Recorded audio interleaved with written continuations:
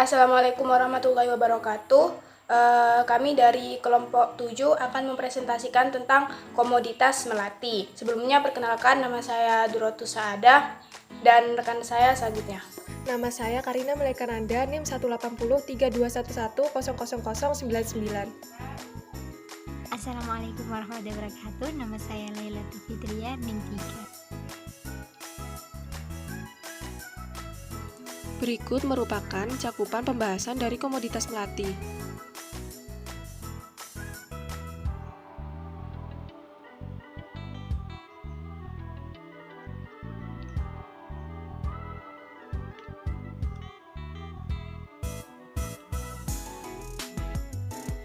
Dalam subjudul agribisnis komoditas melati, terdapat 3 subsistem.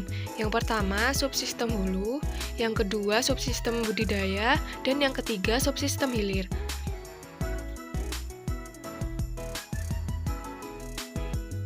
Pada subsistem hulu biasanya terdiri dari modal, kualitas dan kuantitas bibit, potensi sumber daya lahan, pupuk, pestisida, alat, dan mesin pertanian.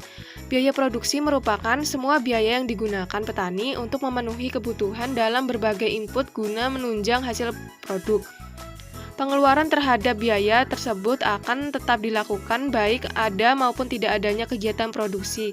Keberhasilan usaha tani dapat ditunjang dengan menggunakan biaya tetap dan biaya variabel yang tepat sehingga usaha tani menjadi efektif. Dikutip dari jurnal acuan kami, biaya tetap adalah biaya di mana jumlah totalnya tidak akan berubah mengikuti perubahan volume. Biaya tetap pada usaha tani bunga melati terdiri dari sewa lahan, penyusutan, dan pajak tanah. Penyusutan pada biaya tetap berasal dari alat yang digunakan meliputi cangkul, sabit, ember, keranjang, sprayer, dan gombor. Biaya tetap dapat terdiri dari pajak tanah bumi bangunan atau PBB maupun sewa lahan, bunga modal tetap, dan penyusutan alat. Biaya variabel merupakan biaya di mana jumlahnya dapat berubah menyesuaikan dengan perubahan volume. Biasanya biaya variabel bergantung pada penggunaan input yaitu berupa tenaga kerja, bibit, pupuk dan pestisida, upah tenaga kerja, bunga modal yang berasal dari bank.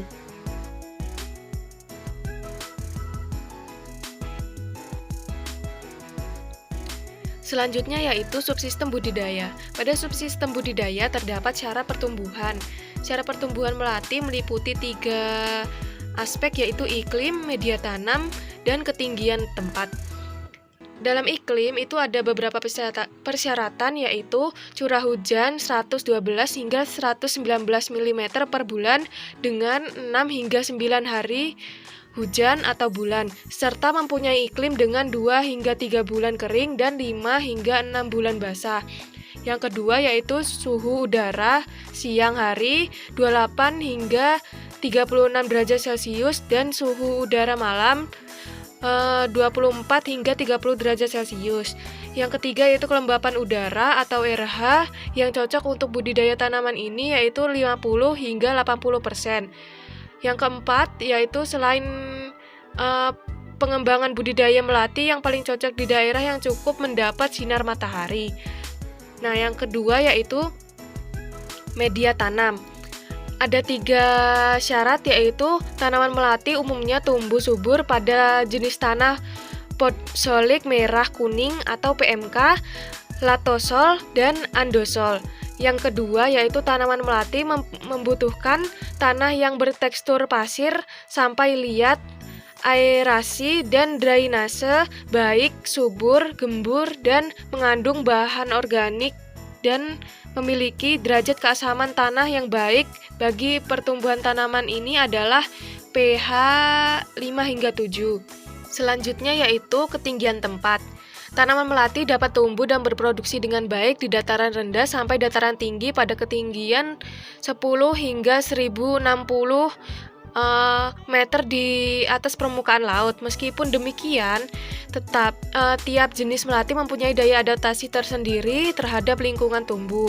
Melati putih ideal ditanam di daerah dataran rendah hingga ketinggian 600 meter di atas permukaan laut, sedangkan melati star jasmine dapat beradaptasi dengan baik hingga ketinggian 1600 meter di atas permukaan laut. di sentrum produksi melati seperti di Kabupaten Tegal, Purbalingga, dan Pemalang. Melati tumbuh dengan baik di dataran rendah sampai dataran menengah 0 hingga 700 meter di atas permukaan laut.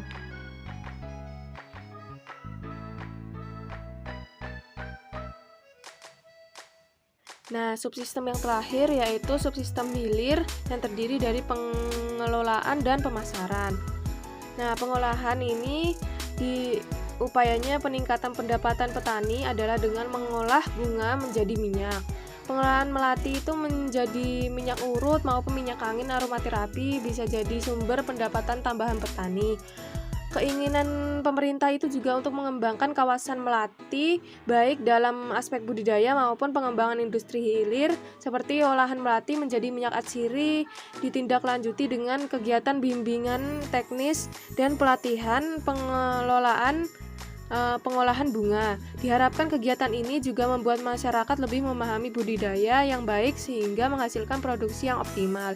Diharapkan juga dapat memenuhi permintaan konsumen di seluruh Indonesia dan pengolahan melati tersebut akan dikembangkan menjadi minyak maupun bentuk olahan lainnya seperti campuran industri teh. Dalam menjaga kesegaran bunga melati juga perlu melakukan perendaman dengan air es selama 2 hingga 3 jam. Setelah itu ditiriskan. Lalu bunga yang sudah ditiriskan itu dapat dironce atau langsung dijual dengan menyimpan dalam kantong plastik dan disimpan dalam styrofoam yang ditambah dengan es agar melati tetap segar. Potensi pengembangan melati baik budidaya maupun produk olahan di Indonesia perlu terus ditingkatkan karena terbukti dapat meningkatkan pendapatan masyarakat. Nah, yang kedua yaitu pemasaran. Peluang pasar bunga melati di dalam atau di luar negeri cukup besar, namun produksi bunga melati di Indonesia dan di Jawa Tengah khususnya baru-baru ini mampu memenuhi kurang lebih 22% dari kebutuhan bunga melati. Pembahasan selanjutnya yaitu potensi komoditas melati. Melati merupakan salah satu jenis tanaman florikultura yang memiliki potensi untuk dikembangkan baik untuk memenuhi kebutuhan pasar di domestik maupun ekspor. Di Indonesia, melati dikenal sebagai puspa bangsa dengan bunga yang putih bersih dan memiliki aroma khas yang sangat harum, menjadikan melati sebagai komoditas spesial. Melati banyak digunakan sebagai bahan ronce untuk rangkaian atau dekorasi maupun untuk sebagai aksesoris pengantin tradisional. Selain itu, juga dapat dijadikan sebagai bahan pewangi teh dan minyak atsari. Sehingga melati banyak dibudidayakan terutama di daerah sentral. Di Indonesia, jenis melati yang sering dijumpai yaitu jenis melati putih dan melati gambir. Potensi melati untuk usaha agribisnis cukup besar, memiliki rata-rata produksi per hektar yaitu 16,2 kg dengan kisaran 5-20 kg. Fluktuasi produksi bunga melati agak besar karena sangat dipengaruhi oleh curah hujan. Sentral melati di Indonesia terdapat di Provinsi Jawa Timur dan Jawa Tengah. Di Jawa Tengah yaitu Kabupaten Tegal, Kabupaten Pemalang, Kabupaten Pekalongan, Kabupaten Batang, dan Kabupaten Probolinggo. Sedangkan di Provinsi Jawa Timur yaitu berada di Kabupaten Bangkalan dan Pasuruan. Kita dapat melihat perkembangan produksi melati tahun 2012 sampai 2017 di tabel. Peluang pasar bunga melati di dalam dan di luar negeri cukup besar. Namun, produksi bunga melati di Indonesia baru mampu memenuhi kurang lebih 22% dari kebutuhan melati pasar dunia. Kondisi ini menunjukkan peluang yang perlu dimanfaatkan dengan baik karena potensi sumber daya lahan amat luas dan agroekologi yang cocok untuk budidaya melati. Selain ini, kebutuhan melati di pasar domestik juga sangat tinggi. Terkadang masih jarang terpenuhi. Wilayah DKI Jakarta misalnya memerlukan sekitar 5-6 ton setiap bulannya. Permintaan melati di pasar lokal mengalami fluktuasi tergantung pada bulan-bulan yang diyakini masyarakat baik untuk acara adat, pesta, dan seremonial. Negara potensial untuk ekspor melati adalah Singapura, Malaysia, Hong Kong, Thailand, Jepang, Korea, dan Taiwan. Perusahaan eksportir PT Alamanda Sejati Mulia dengan kapasitas pengiriman sekitar 60.000 sampai 90.000 kg per bulan. Produksinya dipasok oleh petani plasma yang ada di Tegal, Batang, Pemalang, dan Pekalongan. Pembahasan selanjutnya yaitu kondisi exciting komoditas melati. Kita dapat melihat pada tabel yang menunjukkan luas panen produksi komoditas melati pada tahun 2018 menurut Badan Pengelolaan Statistik dapat dilihat yaitu dua masa pemanenan komoditas melati yaitu triwulan 1 dan triwulan 2.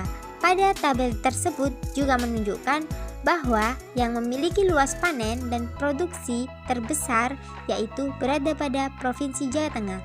Luas panen habis di Indonesia pada triwulan 1 seluas 72.962 meter kubik, sedangkan pada triwulan 2 seluas 124.632 meter kubik.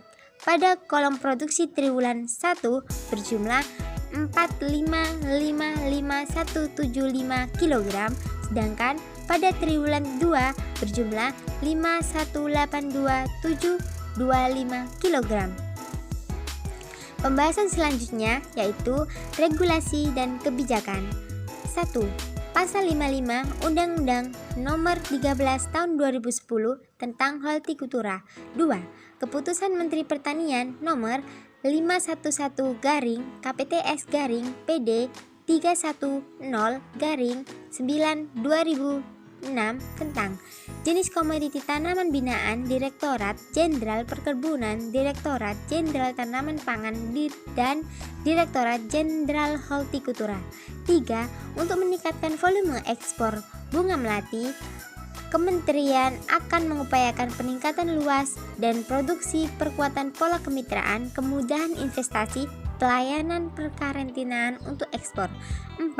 Mengadakan pelatihan pengolahan bunga melati. Kegiatan itu meliputi aspek budidaya dan pengembangan industri hilir seperti olahan melati menjadi minyak atsiri. 5.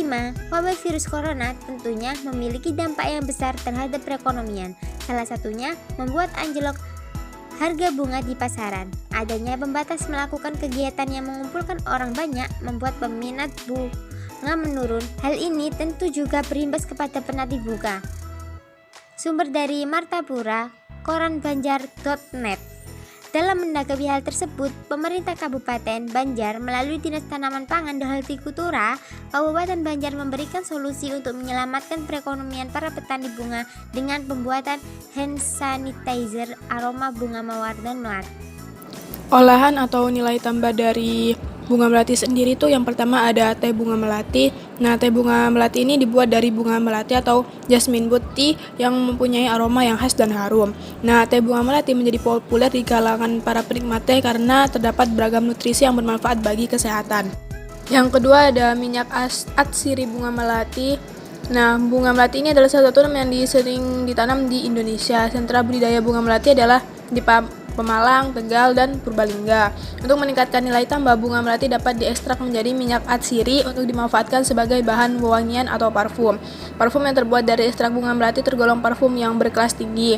Misalnya, minyak atsiri bunga melati ini biasanya diekspor ke Singapura, Thailand, Australia, Eropa, dan Timur Tengah. Yang ketiga, bisa dibuat masker bunga melati. Nah, bunga melati yang mempunyai kandungan untuk mengatasi jerawat dan zat radikal bebas juga dapat digunakan sebagai bahan perawatan wajah. Salah satunya dengan membuat masker wajah dari bunga melati. Yang selanjutnya yaitu ada permasalahan dari komoditas bunga melati sendiri. Yang pertama, kualitas bunga yang tidak tahan lama dan tidak sesuai dengan permintaan pasar. Karena kebanyakan dari produk pertanian itu memang sifatnya adalah mudah rusak. Yang kedua, ada fluktuasi harga karena di sini dipengaruhi oleh iklim, kebutuhan pemakaian, dan musim berbunga dari penanaman bunga melati sendiri. Selanjutnya ada petani masih membudidayakan secara tradisional tanaman yang jarang diberi perlakuan seperti peremajaan sehingga mempengaruhi produktivitasnya. Yang selanjutnya kuantitas tanaman yang belum dipenuhi baik untuk kebutuhan lokal maupun ekspor. Yang selanjutnya kurangnya pendekatan kepada petani mengenai perbaikan pada aspek budidaya yang baik dan benar. Dan perlu ada dorongan dan rangsangan bagi petani untuk memperbaiki aspek budidaya dan waktu pemetikannya agar bunga tidak cepat busuk dan layu sebelum sampai kepada konsumen. Terima kasih atas perhatiannya. Sekian dari presentasi kami, semoga bermanfaat. Billahi taufik wal hidayah, waridho wal inayah. Wassalamualaikum warahmatullahi wabarakatuh.